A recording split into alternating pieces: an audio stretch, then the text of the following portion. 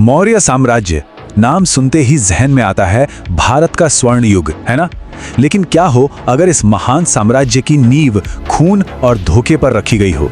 आज हम उसी चमक के पीछे छिपे अंधेरे को देखने वाले हैं। ये कहानी एक साम्राज्य के जन्म की नहीं बल्कि एक हत्या की साजिश की है। तो देखिए, कहानी की शुरुआत किसी राजकुमार के जन्म से नहीं बल्कि जहर से होती है। पाटलिपुत्र के शाही महल की दीवारों के अंदर कुछ ऐसा घटा जिसने आने वाली सदियों के लिए भारत की किस्मत ही बदल कर रख दी। जरा सोचिए, रात का गहरा सन्नाटा है। पाटलिपुत्र का वो विशाल महल जिसकी दीवारों के भीतर भारत का भविष्य तय हो रहा था, एकदम खामोश है।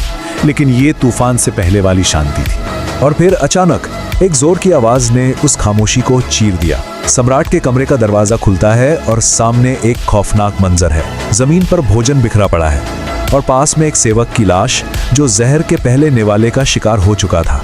मतलब साफ था, ये कोई छोटा मोटा हमला नहीं था, ये सीधे सीधे सम्राट पर एक जानलेवा हमला था।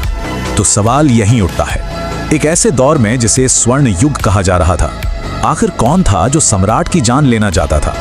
साम्राज्य के दिल में, उसकी अपनी दीवारों के भीतर छिपा वो गद्दार कौन था?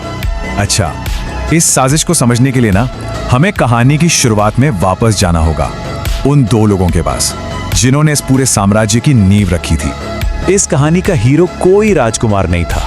वो एक साधारण गरीब लड़का था जिसके पास कुछ भी नहीं था सिवाय उसकी आंखों में जलती एक आग के।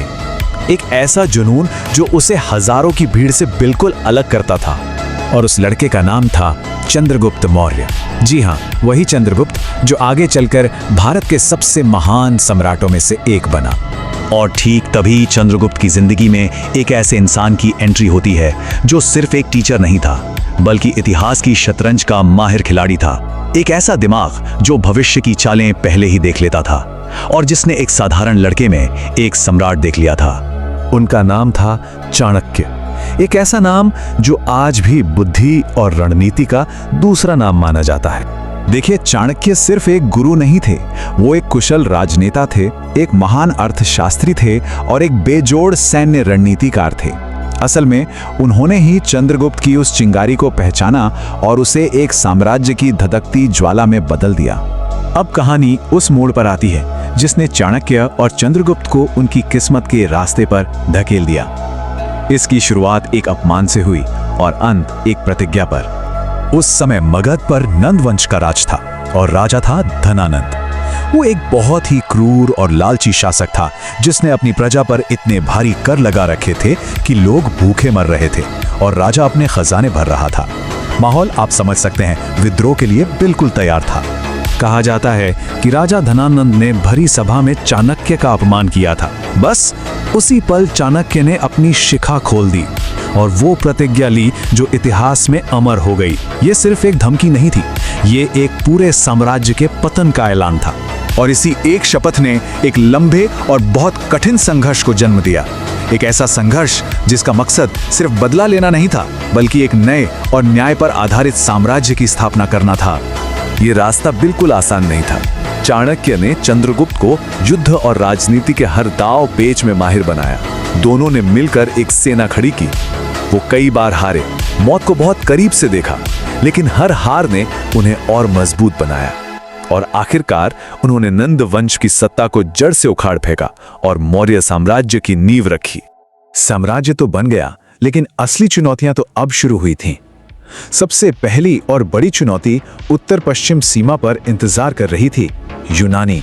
सिकंदर की मौत के बाद उसका एक बहुत शक्तिशाली सेनापति सेल्यूकस निकेटर भारतीय इलाकों पर कब्जा करने के इरादे से आगे बढ़ रहा था। ये मौर्य साम्राज्य के लिए पहला बड़ा बाहरी खतरा था।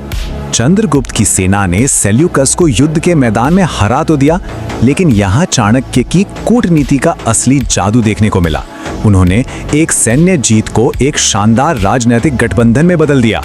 सेल्यूकस ने अपनी बेटी का विवाह चंद्रगुप्त से कर दिया और इस तरह दो दुश्मन हमेशा के लिए सहयोगी बन गए। तो बाहरी खतरे टल गए थे और साम्राज्य भी स्थिर था। लेकिन अब कहानी हमें वापस उसी रात पर ले जाती है जहां से सब शुरू हुआ था, उस जहर भरी रात पर। याद है ना वो जहरीला भोजन और वो मरा हुआ सेवक? ये घटना इस बात का सबूत है कि असली खतरा सीमाओं के बाहर नहीं बल्कि महल की दीवारों के भीतर ही मौजूद था। कोई अपना ही था जो सम्राट को खत्म करना चाहता था। तो सवाल अब भी वही है, इतनी शक्ति, इतनी शानदार रणनीति और इतने मजबूत शासन के बावजूद वो छिपा हुआ दुश्मन आखिर कौन था जो इस साम्राज्य को अंदर ही अंदर खोखला करना चाहता था? और यहीं पर हम अपने सबसे बड़े सवाल पर पहुंचते हैं। क्या मौर्य साम्राज्य का ये तथाकथित स्वर्ण युग वाकई उतना सुनहरा था जितना इतिहास की किताबें हमें बताती हैं, या फिर इस चमक के पीछे साजिशों और धोखे के गहरे और खतरनाक राज छिपे हुए थे?